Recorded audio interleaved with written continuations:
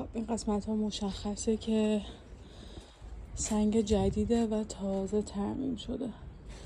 اینا به نظر میاد پونه باشه، حالا نمیدونم، نمیخوام تستش کنم.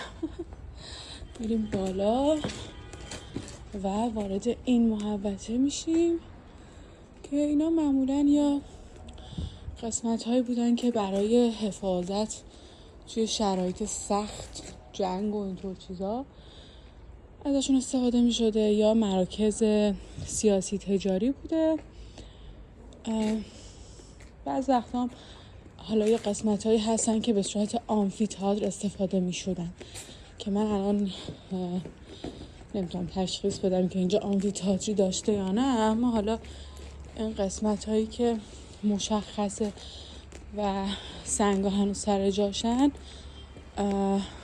بیشتر همونو نشون میده که مثلا شاید یه مرکز تجاری بوده یا اینکه برای حفاظت مردم. خب دیگه به اینجا که رسیدیم بسته شد، اینم تا آخرش همین جوریه.